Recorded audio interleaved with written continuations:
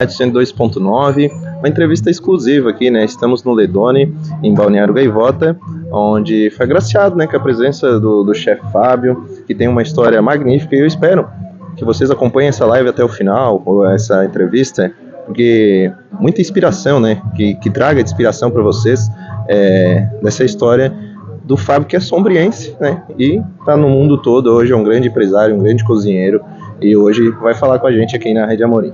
Fábio, olá, muito boa tarde, boa noite, bom dia, né? Porque na rede social é assim, né, Fábio? Boa noite, boa tarde. Muito obrigado pelo convite. Eu acho que todo filho retorna a casa e eu estou muito feliz de estar aqui contigo também. Inclusive hoje eu tinha um compromisso, eu disse não, eu tenho uma entrevista com o Luiz, eu não posso deixar o Luiz me esperando.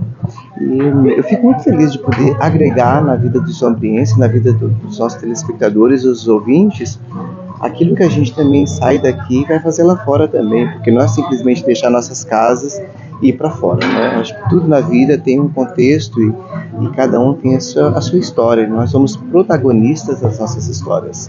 Ô Fábio, eu gosto de perguntar, né? Você já está há muitos anos na Europa, mas tu ainda lembra, a gente tá falando dos bairros aqui de Sombrio, você lembra ainda perfeitamente da cidade, né? Eu lembro tudo. Eu tive muito pouco estudo, mas eu tenho uma memória de elefante, né? Eu conheço todos os bairros, eu sei onde fica tudo aqui.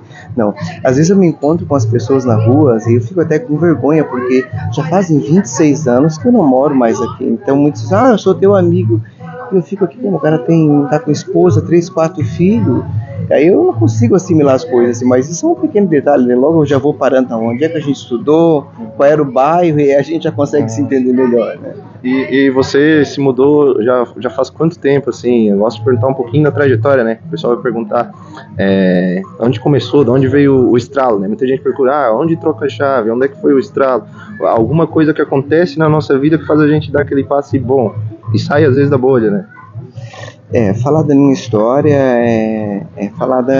falar com a alma, né? Eu nasci aqui em Sombrio, me criei, passei a minha vida, toda a minha infância na Boa Esperança e trabalhando com os meus pais na lavoura de melancia, né? Então, um dia eu estava cansado, né? Imagina todos os meus amigos na praia e eu com 17, 18 anos trabalhando com fumo, com melancia, com a 7ª série incompleta. Um dia eu parei para mim e pensei mesmo, mas será que vai ser isso o meu futuro? Será que eu não vou ter uma oportunidade de estudar, de fazer uma outra coisa? Porque se você está embaixo de um sol, trabalhando na lavoura, que expectativa você tem? E isso eu falo isso com muito respeito por todos os agricultores, que são pessoas importantíssimas na nossa sociedade, né? Então assim, eu tenho muito respeito por essas pessoas, mas eu falei, será que eu não poderia fazer algo melhor para mim? Alguma coisa que eu pudesse, não somente com as mãos, mas com a cabeça. Então, eu conversando com a minha mãe, eu disse, mãe, eu vou para Porto Alegre, eu vou estudar. E realmente fui sair daqui com uma sacola de roupa, 2 pares de sapato e R$10 na minha carteira. E a passagem de ônibus. Isso aí foi em 1996, quando eu fui para Porto Alegre. Eu cheguei, peguei um ônibus, fui para Porto Alegre, fui morar com um tio meu em Porto Alegre. De lá, consegui o meu primeiro trabalho no Big Supermercado em Porto Alegre. E o engraçado, Luiz, que quando eu cheguei em Porto Alegre, eu me deparei com aquele mundo. Eu disse, meu Deus, como é que eu vou conseguir? Já estava entrando a era da informática, os e-mails. Eu não tinha nada disso, eu não tinha nenhum telefone. E o meu primeiro emprego foi no Big, na Sertório. E me fala, já fiz uma carteira de trabalho, cortei o cabelo, os R$10 que eu levei naquela época deu para fazer a minha carteira de trabalho, cortar meu cabelo e procurar um trabalho. E eu cheguei no Big, na Sertório, me disseram que eu tinha que ir muito cedo para conseguir uma vaga, e realmente, eram 2 da manhã, eu já estava lá no lado. Aí cheguei lá, tava o guardinha, o segurança, queria me botar para fora lá. Eu disse, não, aqui só podemos entrar a partir das 6 da manhã. Ainda são 2 ainda, o senhor não pode entrar. E tava muito frio. Aí eu disse, mas eu preciso do meu trabalho, eu não tenho como voltar para casa, eu tinha vindo a pé. Eu não tinha nem dinheiro para passar a passagem do ônibus. Aí o cara, assim, um frio a gosto, um frio horrível.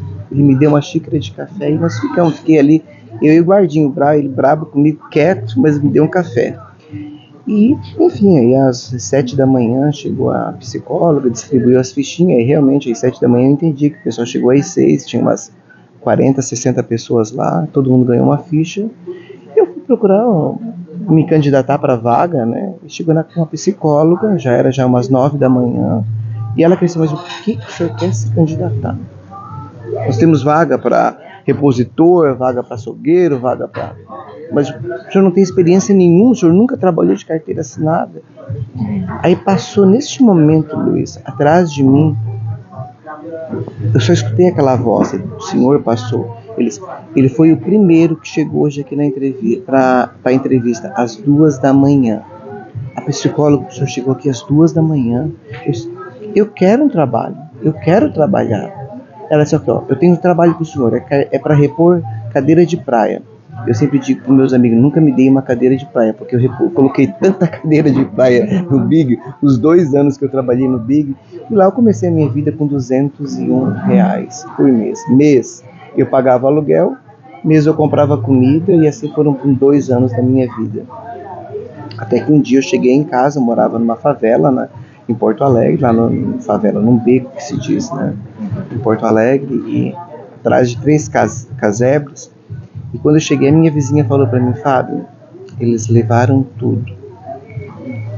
Aquilo eu não consegui entender. Como assim levaram tudo? Eu cheguei na casa, na minha casinha, que era uma casa 6x6, imagina, numa peça com banheiro, fora da casa. E ali eu morei 2 anos. Eles tinham levado a minha TV, micro-ondas, pequenas coisas que você vai uma vida, 2 anos, comprando e vendo, prestações que fiquei devendo 24 vezes da TV. Aquilo foi uma tristeza tão grande dentro de mim, porque é como se fosse me tivessem me tirado, e me tiraram realmente, me levaram tudo. E eu fui para o trabalho, no outro dia eu estava lá assistindo no refeitório uma entrevista com a Cristina Ranzolin, em que fazia uma chamada dos vinhedos na Serra Gaúcha. E o Lazier Martins estava lá em cima com a colonização italiana e falando sobre aquele pessoal que foi para a Itália, os que vieram. Eu disse, eu vou embora. Se essas pessoas foram ou se vieram para cá, porque eu fiz o sentido reverso, né? Eles vieram para o Brasil sem falar italiano, eles trouxeram suas famílias, eles sofreram, eles também foram de uma forma discriminados pelos brasileiros que estavam aqui, porque achavam que iam tirar as terras deles. E se você vê hoje tudo que a colonização alemã e italiana fez para o sul do Brasil, é algo grandioso, as grandes empresas que nós temos. Então tudo isso aí, naquele momento, sem entender nada, eu fiz o sentido contrário. Então eu comprei uma passagem e fui embora, fiz um passaporte e de volta com uma reserva no hotel em Lisboa. Cheguei em Lisboa, quando eu cheguei na alfândega, lá no controle de passaporte, eles perguntaram para mim, o que o senhor veio fazer aqui? Eu vim estudar. Como se eu realmente fosse um formado, já tivesse feito uma faculdade. Eu vim estudar, e o cara ficou assim, o policial meio que não acreditou, mas me deu carinho, sabe? Deixa esse rapaz entrar aí, um a menos para nos incomodar aqui ainda. E eu fui pro hotel, quando eu cheguei no hotel, eu realmente fiquei ali, eu estava cansado da viagem, e eu disse, eu preciso encontrar uma casa, e tudo que eu tinha eram $250 que eu tinha levado comigo. Eu troquei por escudo, que naquela época ainda não tinha o euro na Europa, era as suas moedas dos seus países, não tinha um escudo. Eu troquei aquele dinheiro no aeroporto, fui pro hotel, que eu tinha uma noite só naquele hotel, e no outro dia eu tinha que sair daquele hotel. Luiz, eu cheguei, larguei minhas coisas e saí a procurar tudo que eu encontrava, todo o meu dinheiro que eu tinha, quando tinha dinheiro só para uma semana, para 10 dias, para 8 dias, em todos os lugares, imagina. E sem, assim, eu pagaria o hotel 10 dias e não ficaria sem comida, sem nada. Sim. Aí eu disse, não, eu vou procurar um classificado, e vou procurar onde tem casas ou pensões para ficar. Eu estava comprando jornal e mais um policial no meu lado. Aí o cara assim, o que o senhor procura? Eu estou procurando um quarto. Ele disse assim, eu conheço uma senhora amiga minha que tem um quarto para alugar. Me dá um papel aí, um papelinho que o português diz, me escreveu o número do telefone, e eu com medo, porque parece que você está fazendo alguma coisa errada, né? Porque realmente eu estava chegando, eu não tinha permissão para trabalhar, eu não tinha visto, eu não tinha nada. E era uma época em que eles deportavam muitas pessoas de volta para cá também. Que não é mais como é hoje, que as pessoas entram com vistos, estão mais devido a toda a geração da internet, das redes sociais. E eu peguei, fui no orelhão, ainda tinha um orelhão lá naquela época, liguei para essa senhora, uma senhora velhinha, me atendeu no telefone. Ela disse, olha, tem o meu quarto, custa tanto. Eu percebi, contei meu dinheiro, Luiz, todo o dinheiro que eu tinha, dava para 27, 28 anos, não fechava nem um mês. E eu disse, eu vou encontrar um trabalho. Voltei pro hotel, dormi, aí cheguei no hotel, chorei, porque eu fiquei sem nada, eu fiquei absolutamente sem um centavo no meu bolso. Mas eu tinha uma casa com quase um mês. E eu disse assim, me deu aqui, eu me lembro que eu cheguei no café da manhã no outro dia, no hotel, eu peguei 2 maçãs, e até isso, hoje nunca vou esquecer daquelas 2 maçãs que eu levei na minha mala comigo. Eu tenho comida para um dia e eu vou procurar um trabalho. Assim como eu encontrei uma casa, eu vou encontrar um trabalho. E você sempre, aonde você for, você vai encontrar almas generosas. Pessoas que não são vítimas da sociedade, que estão ali para agregar na vida das pessoas. E eu cheguei na casa da senhora com as malas, com aquelas 2 maçãs na minha bolsa, que era o que eu tinha, dei o meu dinheiro todo para ela, já tinha deixado uma entrada. Aí de repente ela bateu na porta do meu quarto e disse assim, olha, eu quero mostrar a cozinha, aqui tá a geladeira, que o senhor só pode usar o quarto, o banheiro e a cozinha, o resto tá tudo fechado. Ela disse assim para mim assim, olha, eu tô indo viajar e toda a comida que tá aqui na geladeira você pode comer, tá? Senão vai estragar. Eu não, naquele momento eu não me dei a liberdade de abrir a geladeira perto dela. Ela foi e depois eu fui pro quarto, arrumei minhas coisas, chorava, abri uma mala, fechava, disse, meu Deus, o que eu vim fazer aqui? E agora eu tô aqui, eu não posso voltar, eu fui na cozinha. Luiz, eu abri aquela geladeira, parecia que tinham me deixado de cima a baixo, tudo cheio. Comida por uma semana inteira tinha ali dentro, frutas, tudo tinha ali dentro. E realmente foi exatamente, eu precisei uma semana para encontrar um emprego. Todos os dias procurando, batendo de porta em porta, restaurante em restaurante, onde é que eu vou encontrar um trabalho. E consegui realmente um trabalhinho. E aí tinha que trabalhar 1 hora a mais para ganhar o almoço no restaurante do português, lá como português, o português de Portugal. E eu me encontrei. E dali eu trabalhei, fiquei 4 meses em Portugal, e daí eu fui para a Alemanha, porque eu vi que ali eu estava realmente, é como se eu tivesse a mesma vida que eu tinha no Brasil, eu estava em Portugal, porque ficava elas por elas, o que eu ia ganhar era para pagar um quarto para comer, e eu não tinha mais nada. Eu disse, eu vou. E em seguinte, eu conheci um alemão, que me ajudou, que me disse para mim que eu poderia morar na casa dele e tal. E eu fui, peguei um ônibus, atravessei a Alemanha depois de 3 meses.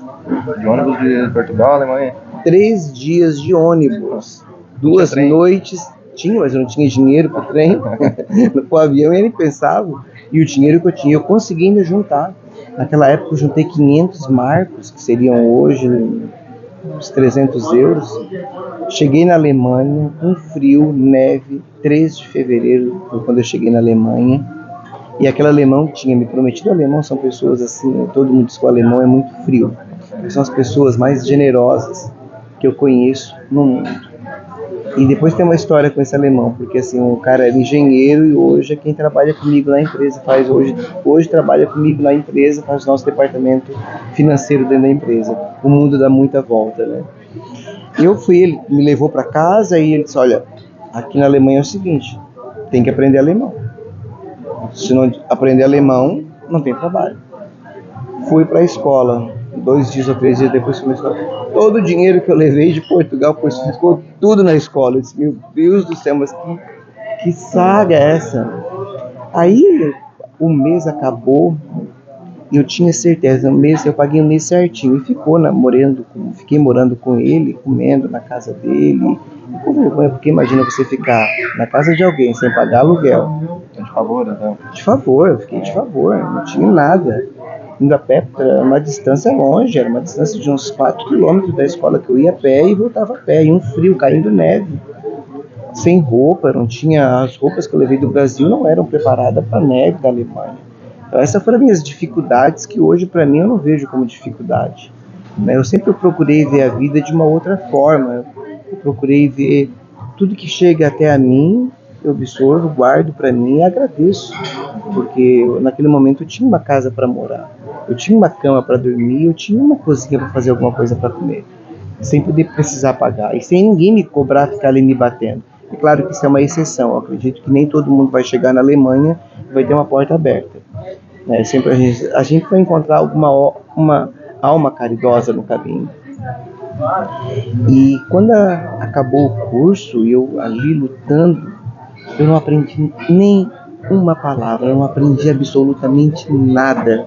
E aquilo para mim foi muito frustrante, eu fiquei muito triste, porque acabou o curso e aquela pressão, eu tinha certeza que eu sairia dali falando alemão, daquele curso de um mês. E não aprendi nada, aprendi Guten Morgen, Guten Tag, as saudações, né? As pequenas saudações, mas nada, é uma língua. Porque o fato é, a professora um dia falou para mim, ela disse assim, você deveria ter aprendido a língua portuguesa primeiro. Porque todo mundo falava inglês, ela já nem falava inglês comigo, porque era assim, a aula era em alemão, as dúvidas eram tiradas em inglês. Então, os verbos, a conjugação verbal, os pronomes, adjetivos. E ela disse assim, eu estou tentando, e ela falava português, ela disse, eu estou falando português com você, a conjugação verbal, os pronomes, adjetivos, substantivo, e você não está conseguindo, porque você não aprendeu na escola. É claro, com a 7ª série incompleta, eu não aprendi aquilo ali mesmo na escola, quer dizer que foi muito difícil para mim, nesse sentido, aprender uma língua estrangeira, porque nem eu próprio sabia os adjetivos, pronomes da minha própria língua, e ela tinha razão. Aquilo me foi como um tapa no meu rosto, né? Um professor de alemão falar para você tem que primeiro aprender a falar português para aprender alemão, mas ela tinha razão. Sem a base de português eu não ia aprender uma outra língua. E ela falou assim, amanhã é o nosso último dia de curso, então quem puder, vamos fazer uma confraternização, alguém traga algo típico do seu país, para a gente fazer uma confraternização com a gente aqui na escola. Tinha francês, inglês, e era um pessoal, todos com dinheiro, pessoas que vieram, pais que mandaram os filhos para a Alemanha, às vezes empresários, pessoas que queriam trazer a família para fazer férias. E eu ali, sem um centavo no bolso, fui para casa, cara, a pé, cheguei em casa, falei para a pessoa que eu morava na casa deles, Você já sabia cozinhar nessa época? Não, bem pouquinho. Nada. Eu gostava de cozinhar, mas não tinha nenhum... Só para a tua subsistência? Para minha subsistência, o que foi que eu cozinhava? Eu vim de uma família muito simples, Luiz, então, que nunca me faltou nada na minha casa. A minha casa foi sempre cheia de amor, de carinho, nós tínhamos tudo na minha casa, mas o arroz, feijão, quando hoje eu entro dentro dos restaurantes, vejo sopa, entradas e pratos, eu nunca imaginei, eu nunca tinha visto aquilo. Porque a gente senta na nossa mesa, na nossa casa, é um prato, a panela está ali, eu boto uma carninha, um arrozinho, feijão, está tudo satisfeito, isso é o que eu aprendi.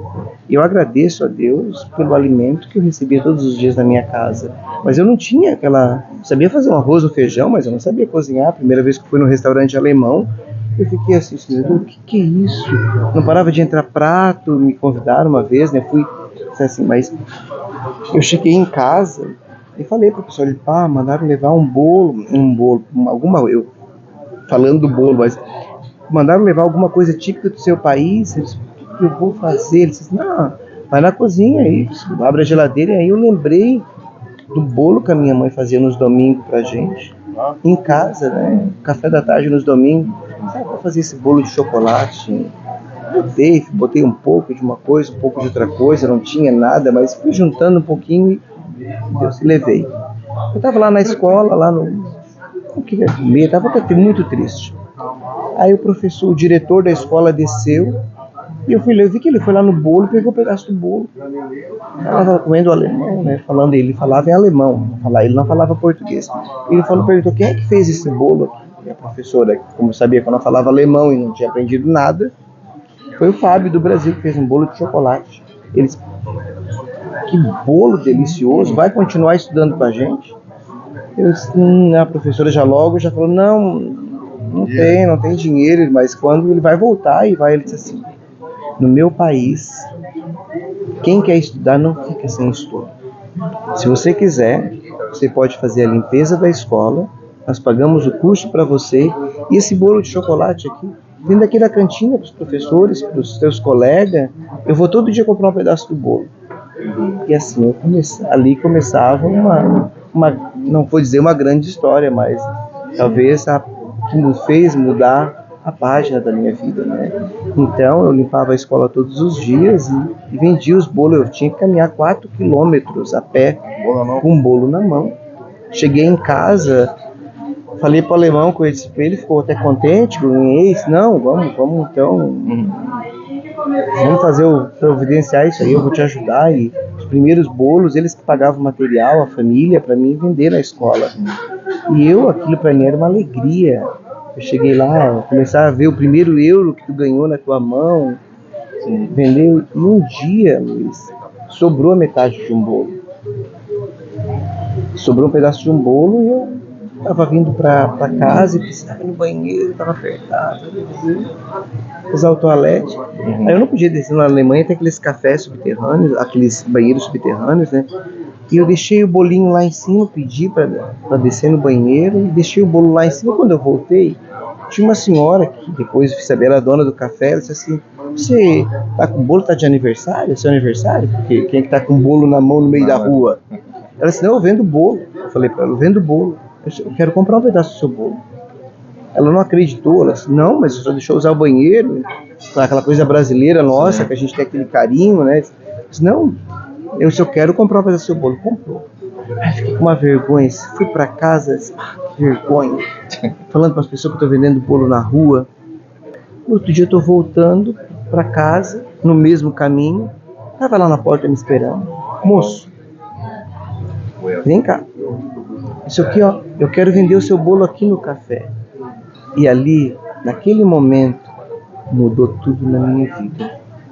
Eu comecei, se deu certo vender aqui para ela, eu vendia um bolo na escola e passava de manhã, deixava um bolo lá no café dela e vendia na escola. 2 bolos eu já vendia por dia. Começou a virar a cabeça empreendedora. A empreender. Os bolos que eu vendia, eu comprava material, já começou a sobrar um dinheiro para comprar alguma coisa para mim. Até o momento eu fiquei meses, uns 2, 3 meses, sem ver dinheiro na minha mão, porque o dinheiro que eu ganhava era muito pouco. O que custa um bolo? O bolo custa 8 euros, a fatia do bolo não era nem 1 euro. Então, assim, que eu gastava um pouquinho do bolo, então, enfim. Aí os bolos que sobravam no café, eu comecei a vender nas casas. Saía, vendia na farmácia, batia de porta em porta, ia vendendo e vendia tudo. E um dia me aconteceu algo muito interessante nessa trajetória. Eu entrei na farmácia para vender um bolo. Logo a aula acabava meio-dia, eu passava lá pela farmácia, lá pela 1h30, mais ou menos, porque eu ia caminhando, vendendo os bolinhos. Aí é aquela questão, né? Quando você quer empreender, eu tinha até o guardanapinho, fazia os bolos, eu tinha um guardanapinho para entregar o bolo, para não entregar o bolo na mão da pessoa. Eu parava e muitas vezes, eu via as pessoas, eu me lembrava as pessoas aqui que vendiam as coisas aqui na rua, e até hoje isso eu tenho uma comoção muito grande quando eu vejo alguém vendendo alguma coisa na rua, porque ninguém sai, me acredite, ninguém sai na rua para vender alguma coisa se ela não está precisando. Porque você tem que precisar para você fazer isso, porque é muito nobre, é um trabalho muito honesto. Sair na rua e oferecer, quer comprar uma rapadura, quer prender um pé de moleque, você tem que ter coragem e humildade para fazer esse serviço. E eu entrei naquela farmácia alemã e disse, acabei de almoçar, mas eu acho que ela ficou assim, como é que alguém vem vender um pedaço de bolo na rua? Nunca ninguém tinha visto aquilo. Ela disse, eu vou comprar um pedaço do seu bolo. Aí veio 2 menininhas que estavam lá, falaram, Então, vamos ajudar esse guri, vamos comprar. E eu saí dali com uma vergonha, cara, saí de uma vergonha. Aí eu tô saindo na porta, ela já tinha dado uma mordida lá atrás. Senhor, o bolo tá uma delícia. Aí eu disse assim, eu tô no caminho certo. E a partir dali, Luiz, a minha vida começou a mudar de uma forma. Eu continuei vendendo bolo, quase uns 3 anos vendendo bolo nas ruas, nas casas. Não estudava mais, aí já vendia, sobrevivia dos meus próprios bolos. E o alemão tu foi aprendendo ali?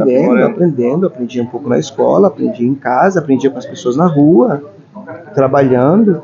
Então eu tinha meus clientes que compravam meus bolos para aniversário, e todo o povo indicando as pessoas. E ali surgia um grande negócio. Mas só pra, Fábio, só pra... Agora curiosidade também, como é que era oferecer em alemão daí? Chegava, olá, um pedaço de bolo e tudo. Pode falar, Ana? Claro que eu posso falar. Guten Tag, möchten Sie gerne ein kleines Stück Schokoladenkuchen kaufen? Boa tarde, bom dia. A senhora quer comprar um pedacinho de bolo de chocolate? E daí ali tu foi aprimorando, depois outros pratos. Ali não, aí eu abri, aí surgiu a oportunidade de abrir um conjunto. Aí eu já estava legalizado, depois de 3 anos eu já tinha me legalizado, eu já tinha guardado um dinheirinho, eu tinha feito uma poupança. Eu fiquei 2 anos sem vir no Brasil, 3 anos sem vir no Brasil, muita saudade da família, não tinha nem como ligar para o Brasil. Ficava às vezes meses sem falar com a família. Eu não tinha celular, nós estamos falando há 26 anos atrás. Isso é importante, né? Não tinha carta. Eu mandava cartinha escrita e ficava esperando o carteiro passar para entregar a carta. Aquelas são coisas que até hoje eu tenho as cartas guardadas que eu recebia da minha mãe, dos amigos, da família. E aí com o dinheiro que eu tinha, eu abri um bistrô pequenininho, né? E eu só vendia café e bolo de chocolate, bolo de maçã, um café. E tinha uma funcionária, uma única funcionária. E aí aquilo eu ficava ali, praticamente na porta, chamando, pedindo para as pessoas entrarem, vamos experimentar meu bolo. O que eu não vendia na rua, eu ficava na porta chamando o povo para entrar. Eram 7 mesinhas pequenininhas ali. E de repente aquilo ali começou a entrar um monte de gente, as pessoas, todo mundo comendo bolo. Eu fui vendendo 1, vendia 2, vendia 3 bolos. Foi no boca a boca lá. E foi aquela boca a boca, e eu vi que as coisas iam ficando pequenininhas. E veio um alemão e falou pra mim assim: Fábio, por que tu não vende um vinho, um queijinho, um presuntinho, uma azeitona? Aí é onde surgiu a ideia de agregar alguma coisa ali.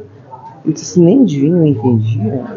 Eu fui pensar, cheguei em casa, fui, não, vamos botar um vinho, vai dar certo. O alemão gosta de tomar um vinho.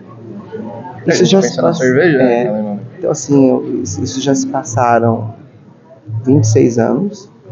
Esse bolo de chocolate hoje ele é a sobremesa mais vendida em todas as nossas lojas, né? Hoje nós somos 13 lojas na cidade de Hamburgo. Nós somos 216 funcionários.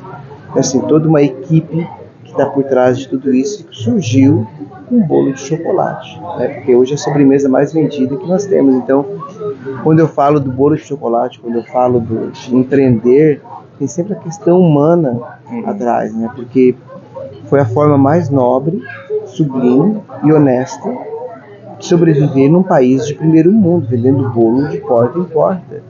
Porque você precisa ter muita humildade para você fazer a pessoa na rua comprar um pedaço de bolo, né? Porque as pessoas estão, hoje no cotidiano, as pessoas estão correndo muito, as pessoas ali, né? Então, a partir daquele momento que eu comecei a abrir a primeira loja, eu fiquei 3 anos, 2 anos e meio, 3 anos com a primeira loja, e depois aquilo já não compartia, mas era muito pequeno o espaço. E eu sentia a necessidade que as pessoas queriam comer mais ali. As pessoas não queriam só mais o bolo de chocolate. E como a casa era muito pequenininha, nós criamos um tapas para quem está nos assistindo, são porções pequenas. Então a gente tinha porçõezinhas de camarão, porçõezinhas de lasquinhas de carne, ou então um cremezinho de aipim. Tudo eram porções muito pequenininhas que eram servidas, porque a casa era muito pequena, as mesinhas eram muito pequenininhas.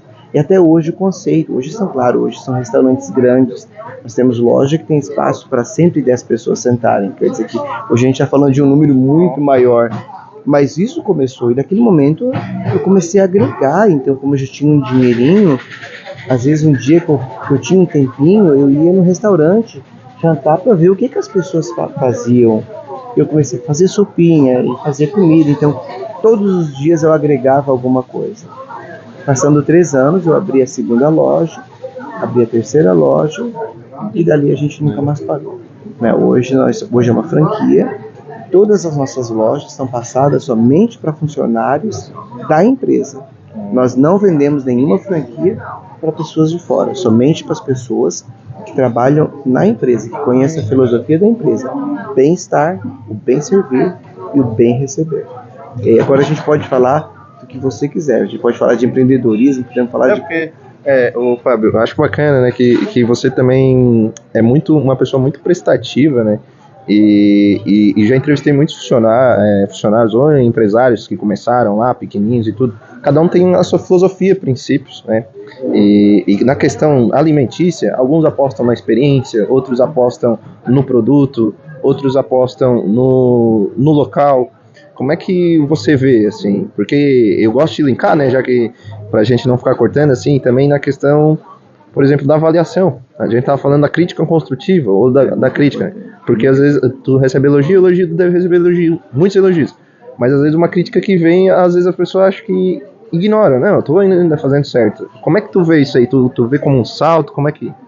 Eu acho assim, eu tô falando de 26 anos de empreendedorismo, né? Então, quando eu falo de empreendedorismo, é como a palma da minha mão.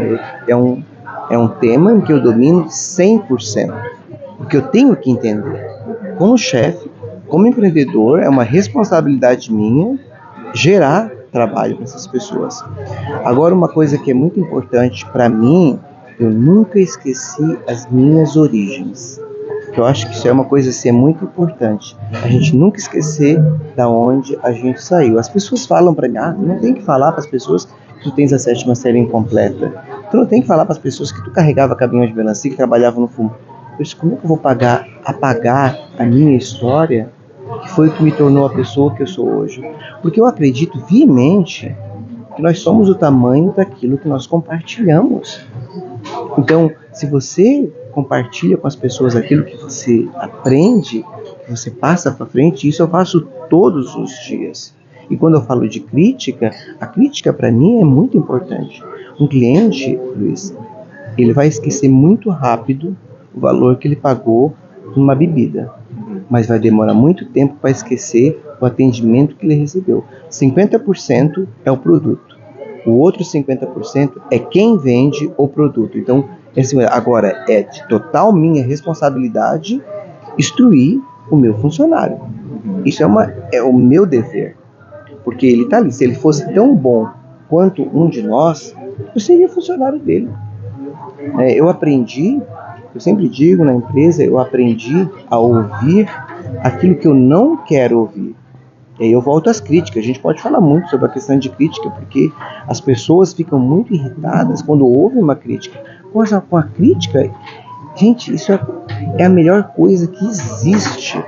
Não é o fato de ser criticado, é de você estar tendo a oportunidade, a humildade de você melhorar o seu trabalho amanhã. Eu vou dar um exemplo para você, Luiz. Nós tínhamos na empresa, então depois com as redes sociais, que tudo comentou, até hoje eu tenho a minha vida particular é totalmente muito fechada. Eu não publico nada da minha vida particular porque eu sou um profissional. Então assim, as pessoas que me conhecem na roça vão me conhecer hoje, porque eu não mudei nada. É como o CPF, o caráter, você não pode trocar. Ou você tem ou você não tem. Eu gosto de falar uma coisa, o Fábio tava pesquisando as outras entrevistas, né? Pra quem não sabe, pra entrar na audiência também, o Fábio já deu entrevista, né? Globo, a nossa Rede Gaúcha, aqui, nossos colegas. E toda entrevista tá lá, matéria no jornal, que ele é sombrio, nascido e sombrio, porque às vezes o pessoal bota lá, cidadezinha lá de tantos mil habitantes, tudo. Isso daí também, parabenizar os jornalistas também, que conhecem, né, e também, pra eles colocarem, foi porque tu falou também, né. Eu tenho muito orgulho da onde eu saí, como eu falo, eu tenho orgulho da família que eu tive, da base que eu tive. A família é a base de tudo nas nossas vidas.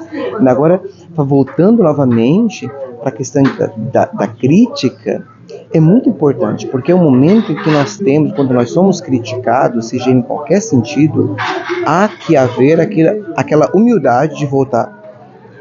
Você é o cliente é rei, e eu estou aqui. Porque se o cliente parou para fazer uma observação, se quem não quer ouvir crítica, que acha que é forte, então vamos fazer uma observação. Se ela está fazendo uma observação, essa observação vale ouro, gente. Porque é o momento que você tem para mudar o que você está fazendo errado. Porque se aquele cliente, imagina que um cliente saiu da casa dele, reservou uma mesa e foi até o seu restaurante para jantar com você. E ele saiu insatisfeito, ele tem o direito de criticar. E é o momento em que eu paro com tudo quando alguém vem me criticar. Ou seja, alguma coisa que não está bem, vamos mudar, vamos fazer o alinhamento de equipe. Porque a gente pode falar em alinhamento, fluxo de caixa, como gerir uma empresa, como colocar uma loja. Não é simplesmente pegar e colocar uma loja e achar que está tudo bem. Isso é toda uma logística. Hoje, quando nós abrimos uma loja, eu faço toda uma pesquisa de mercado, bairro, o que está à minha volta, o que eu vou vender, o tipo de cliente que eu quero ter dentro da minha loja, tipo de funcionário, a preparação, tudo isso eu tenho que estudar antes de abrir uma empresa, de abrir uma loja. Então, assim, a logística que isso vem de crítica que nós temos. Agora tem uma coisa que me aconteceu muito importante. Eu recebi um e-mail de um cliente, mas detonando a empresa. E quando eu recebo esses e-mails, eles vêm diretamente até a gente de CEO, a presidência, vem diretamente para mim. Quando críticas, eu venho. E o pessoal queria colocar naquela época, vamos fazer temos agora o Facebook, nós temos, naquela época tinha o Twitter ainda, vamos botar para as pessoas assistirem. Gente, e eles têm muita crítica lá, vamos vamos apagar esses comentários. Gente, não tem coisa melhor. Outras empresas pagam para ouvir essas críticas. Nós temos uma crítica que está chegando todos os dias de graça, por e-mail ou por alguma coisa. Críticas que eu digo, é sempre um cliente. Nós nunca vamos deixar um cliente 100% feliz. Isso é óbvio. Nós podemos tentar. Agora, com críticas boas, a gente tem que aprender, a gente tem que parar, ouvir, para entender o que o cliente precisa, a necessidade do cliente. Porque eu não vendo o que eu quero, eu vendo o que o cliente quer comer. É ele quem paga o meu salário. E eu vi aquela crítica, o cara detonando. Olha, chegamos no seu restaurante, reservamos uma mesa, a mesa estava ocupada, o garçom levou 20 minutos para atender, os pratos vieram errado, quer dizer que... E era aniversário de casamento dele. Então assim, o cara... Eu falei, escreva um e-mail para ele e a gente precisa conversar com essa pessoa. Não falei que era eu o dono. A gente, vamos tentar esclarecer, vamos ouvir, eu preciso conversar com esse cliente. Ele escreveu, retornou dando o telefone dele. Eu liguei na hora para ele. Cara, primeiro, me acabou no telefone, né? Aí eu fiz uma observação. Ele para mim assim, senhor, vocês deveriam falar isso pro dono da empresa, essa pouca vergonha. Olha, senhor, o senhor está falando com ele no telefone. Aí eu vi que o cara fez um silêncio. Eu disse, eu tô com muita vergonha do senhor, porque o senhor é quem paga o meu salário. Se eu estou lhe ligando é porque eu estou lhe dando 100%, eu quero que o senhor entenda que eu estou lhe dando 100% de atenção, porque é o senhor que paga os nossos salários aqui. O senhor, para nós, é como se o senhor fosse nosso patrão, porque sem cliente não funciona nada.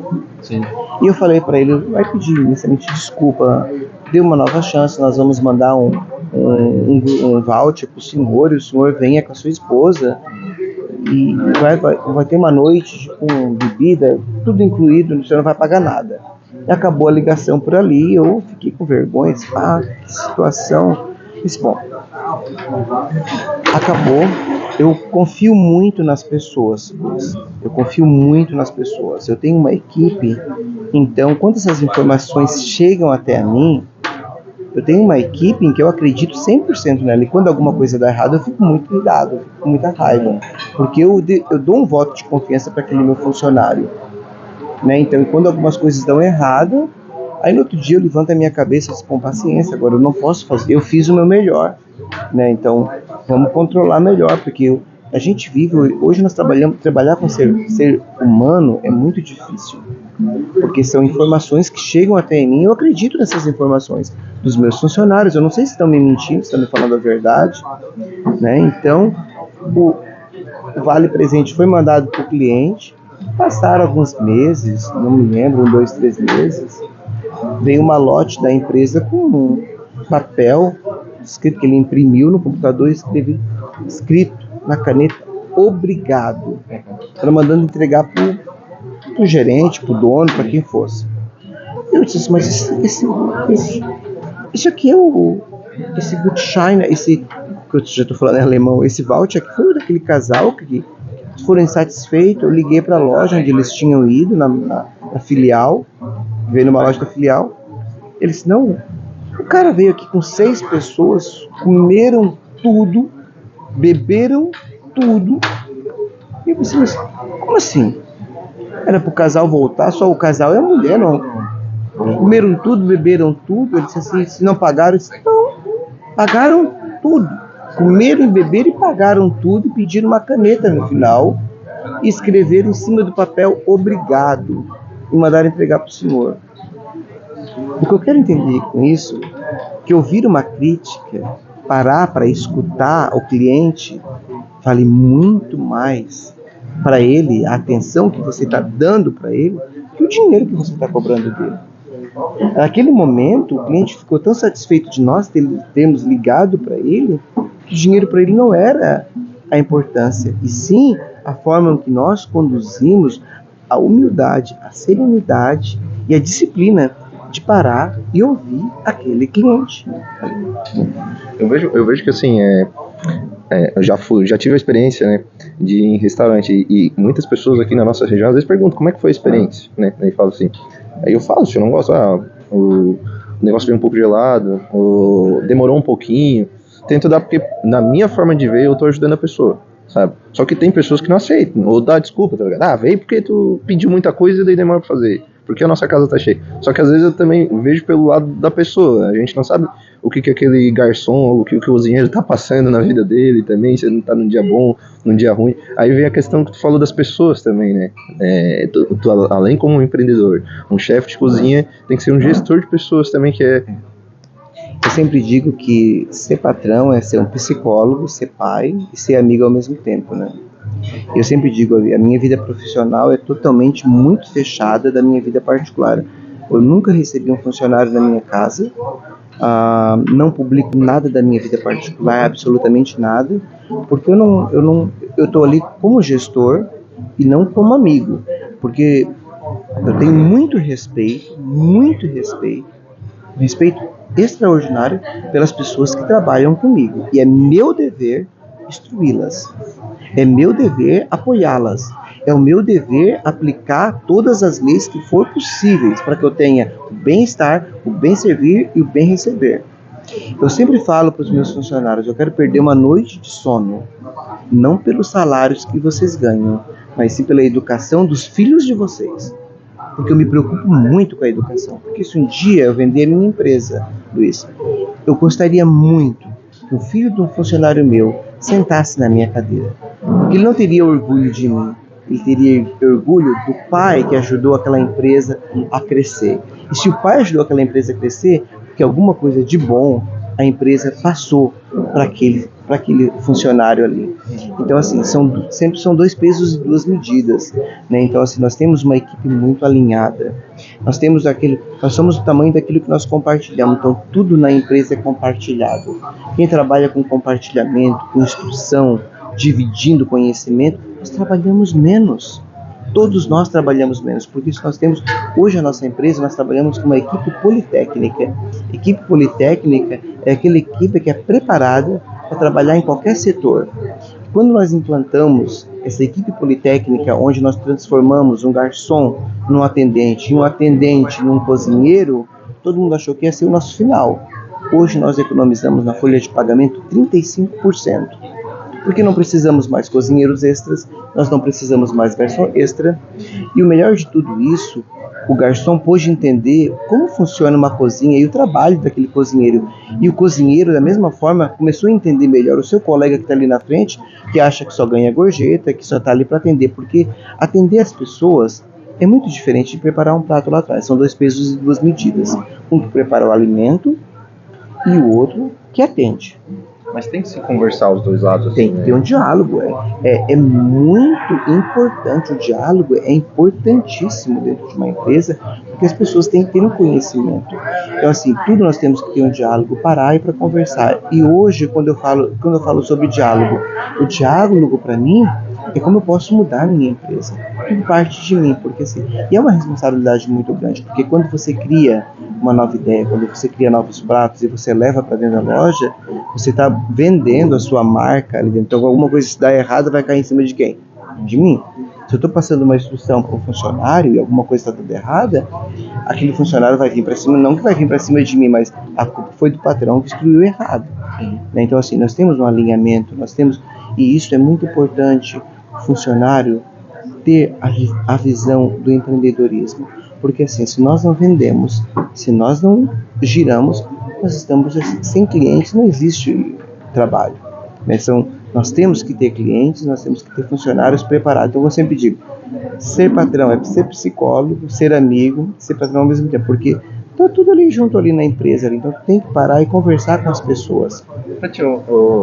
Fábio, tu acha que é mais difícil, a gente já vai pro final aqui, mas o que tu acha, é mais difícil conquistar clientes novos ou manter os clientes que você já tem? Eu nasci eu adoro vender, né? Eu adoro vender. Então assim, eu transmito isso todos os dias para minha equipe, a paixão que eu tenho por servir. Eu amo servir, eu amo atender. Embora que hoje a minha vida é totalmente diferente do que eu comecei há 26 anos atrás. Hoje eu trabalho mais no escritório, recrutando gente para trabalhar, criando novas receitas, montando loja, abrindo loja, fechando loja. Então, isso é o meu trabalho hoje que eu faço dentro da empresa. Mas eu tenho paixão quando eu estou dentro das lojas e eu estou ali esperando um cliente que está na porta. Então, eu fico muito feliz, Luiz. E tem coisas que aconteceram para mim na minha vida. Uma vez eu saí para caminhar. Sempre que dá alguma coisa errada na empresa, algum pico que aparece, eu vou nas ruas em que eu vendia bolo de chocolate. Então, quando eu nunca consigo ir até o final da rua, sempre vem alguma coisa. Eu não preciso mais fazer aquele caminho para vender. E às vezes, quando eu estou voltando para o escritório, se tem uma coisa que me dá um frio na barriga e muitas vezes me emociona, é quando eu vejo alguém carregando uma sacola com o logo da minha empresa, carregando um copo de café com o nosso F, que é o Filon. Aquilo para mim não tem coisa que me deixe mais alegre que aquilo ali. Porque assim, eu tenho paixão, eu amo de paixão o meu trabalho. Não tem um único dia na minha vida em que eu não me acordo de manhã e digo, que alegria, gente, né? Porque é você que faz o seu dia. É você ter a mente positiva. Porque assim, se está chovendo, eu pego uma capa de chuva, você faz um café gostoso e você vai para o trabalho. Se está um dia de sol, você bota um óculos de sol, pega um sol, já pega uma vitamina D e vai embora. Então, você constrói o seu dia e nunca seja uma vítima da sociedade ou achar que as coisas não estão dando certo para você. Talvez é você que não alcançou as coisas certas, porque às vezes as pessoas muitas me perguntam qual é a receita do nosso sucesso. Eu disse assim, gente, nenhum filho vem ao mundo com uma manual de instrução na mão. Nós aprendemos todos os dias com aquela criança que veio ao mundo. A primeira dor de barriguinha dela, a primeira dor que ela tem. Assim somos nós empresários. Nós aprendemos todos os dias com vocês, com a imprensa, aprendemos com os clientes, com os nossos fornecedores, com os nossos funcionários, porque eu acredito, e pode ter certeza, não é um diploma que faz um homem, e sim um trabalho duro e honesto. Né? E para a gente ter sucesso no nosso trabalho, independente do que nós fizemos, seja um chefe de cozinha, seja um jornalista, a gente tem amar de paixão o que a gente faz. Né? E o trabalho ele deve ser feito com amor, com carinho, com honestidade. E a gente percebe que a vida dá certo. Né? Às vezes a gente percebe que tudo pode dar certo, porque todas essas coisas partem de nós. Muitas pessoas pensam, o cara mora na Alemanha, tá rico. Olha, às vezes o pessoal diz, tu tá rico na Alemanha, eu gostaria o dinheiro que está em ações aplicado, em investidores, eu queria que tivesse na minha conta. Como não tá, então eu não sou um cara rico. É um processo para chegar aí. É um processo que tem para chegar ali. E, Fábio, A gente vai encerrando aqui, queria agradecer, né? Você que recepcionou a gente, tá? O Fábio há uns dias no Brasil aí, mas depois vai voltar à Alemanha. E todas as entrevistas que eu faço assim, com empreendedores, eu penso muito no pessoal que está começando. Então eu queria que você pudesse assim, mandar ou uma mensagem ou uma dica, tanto para quem está começando, abrindo sua cozinha lá, com seu bolinho na fase do bolo, né, com todo respeito, ou também para a pessoa que está querendo atravessar o oceano e começar algo fora do Brasil também, já que o senhor já está muito na frente, né? Então, porque depois a gente vai rodar no rádio, claro, para as pessoas. Então, com certeza, para a tua mensagem chegar também, eu espero que alguém que esteja vendo ou ouvindo também tenha sido motivado, né? Porque o Fábio falou, só vou fazer se alguém sair motivado. Com certeza, então vamos marcar. A gente tem que agregar na vida das pessoas. Eu acho assim, com a bagagem que a Alemanha me deu, uma coisa é certa, você não pode comprar felicidade, tá? Se você está achando que você vai sair daqui, vai deixar todos os seus problemas aqui, pode ter certeza que são os primeiros a embarcarem com você. É o primeiro problema que você tiver lá no exterior, você vai lembrar disso. Porque você não vai deixar dizer, eu não tenho mais problema na minha... Todos os problemas vão contigo. Agora sim, se você está aqui, você quer botar o seu negócio, acredite. Seja você o seu melhor cliente. Tudo na vida começa por nós. Se eu estou bem, o meu cliente também vai estar bem também. Tudo na vida começa por nós. Você tem que acreditar no seu sonho como se você fosse o seu melhor cliente. Acredite que você é capaz. A gente tem que ter a inteligência de fazer alguma coisa e não copiar o que o vizinho está fazendo. Porque o que me decepciona quando eu venho para Sombrio, e isso é uma crítica para os gestores de Sombrio, é essas cópias de negócio um do lado do outro.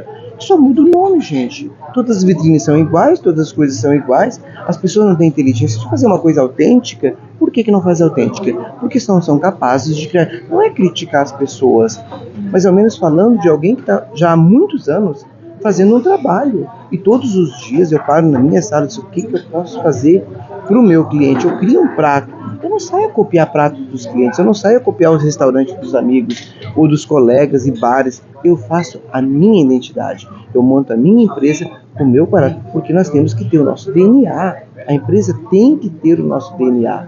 Então, quando nós temos a nossa identidade, quando nós temos o nosso produto, é muito melhor de vender. Acreditar que somos capazes. Fluxo de caixa é muito importante, porque o dinheiro que entra no caixa não é dinheiro do seu bolso. Porque muitas vezes eu vejo pessoas com celulares, com carros, fazendo viagem, esquece que tem que pagar imposto, que tem que pagar funcionário, que tem que pagar imposto de renda. Gente, fluxo de caixa não é. Crie um salário para você. Eu tenho que ter, isso aqui é o que eu tenho para sobreviver. Quanto que eu preciso para sobreviver? Eu preciso de R$500, então esse vai ser o meu salário. Tem o seu salário, o que sobrou é uma empresa, porque um dia vai chegar conta para pagar, aluguel para pagar, imposto de... tudo você vai precisar. Uma empresa é o oxigênio da empresa. O fluxo de caixa é muito importante. As pessoas vejam o dinheiro, aquele montante de dinheiro, gastam tudo. E muitas empresas vão à falência por falta de mal gestão. Não consegue administrar sua empresa, porque muitas vezes veem dinheiro, usam dinheiro e acham, a empresa não dá certo, não dá certo. Você não soube gerir a sua empresa, você não soube administrar a sua empresa. Equipe alinhada, funcionário, 50% é o produto, 50% é o funcionário. Você quer ter uma empresa boa? Tem os dois alinhados junto, tem que andar de mão dada.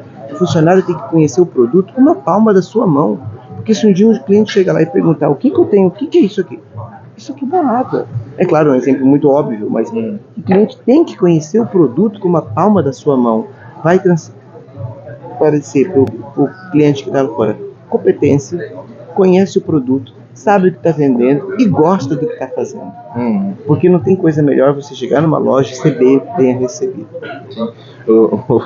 E só pra falar, né, também as personalidades que tu já entrevistou, e agora me veio uma na cabeça, que não tem como não perguntar, tu já viu, ou se tu conhece o Jacan, ou tu já viu o Masterchef, porque o pessoal, acho que às vezes até no olhar o Masterchef a gente acha que a cozinha é uma pressão, uma brigaçada, e todo mundo discussão, aquela pressão de fazer a coisa perfeita, simples. Não sei se tu já conhece ou já viu, como é que tu tem um parecer sobre isso, e claro, né, as personalidades que tu já entrevistou, que tu já cozinhou, né?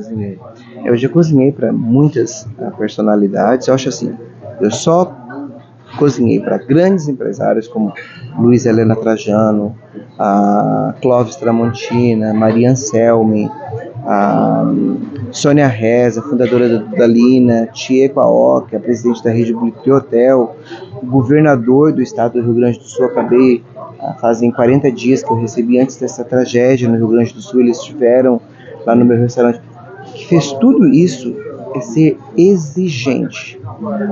Eu sou extremamente exigente comigo, porque tudo que eu passo para o meu funcionário é com uma exigência muito grande em cima dos meus conhecimentos, daquilo que eu cobro de mim. A primeira pessoa a ser cobrada dentro da empresa sou eu. É claro que isso vai para a cozinha e a gente veja aquele pessoal brigando. Não é bem assim. O alimento, Luiz, o alimento é sagrado. O alimento nós trabalhamos com fogo e faca. Então você não pode dar aquilo que a gente vê na televisão. Eu já apresentei programas, se as pessoas entrarem na televisão ou na internet e buscarem, a gente teve nosso programa na televisão. Uma coisa muito desarmônica. É claro que aquilo ali é um show que está ali, e um show que tá andando ali. Agora, uma coisa eu vou dizer para você, as coisas têm que ser feitas com harmonia. O alimento é sagrado. O alimento tem que chegar na mesa com a leveza, porque o cliente vai saber se aquele alimento não está salgado, se não está cru. Aquele prato ele tem que estar bonito. O cliente come com o olho. Se o alimento está queimado pela pressão, alguma coisa está errada, ali está o problema. Alinhamento. O funcionário ele tem que trabalhar com uma determinada leveza. É muito importante a pressão. Tá? Eu não tenho paciência.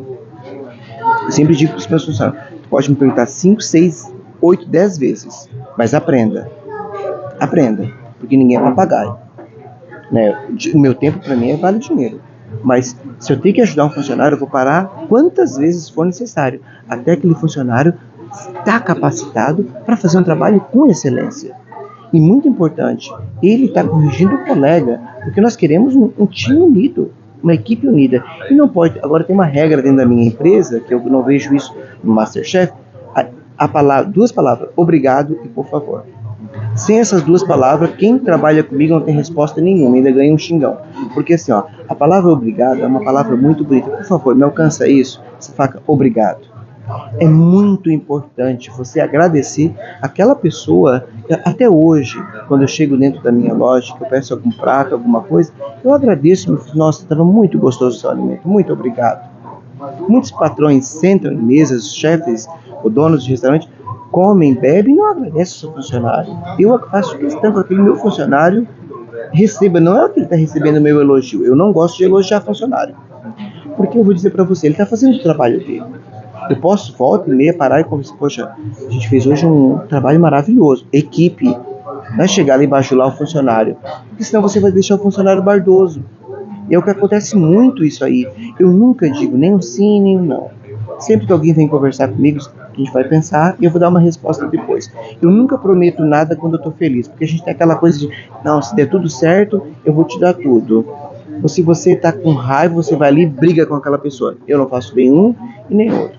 Eu deixo tudo acalmar, depois eu volto e vou conversar com aquela pessoa. Se for um caso bom, eu com certeza vou dar um elogio muito bom para aquela pessoa, de uma forma que venha agregar a equipe, não é aquela pessoa. Ela está sendo paga para trabalhar.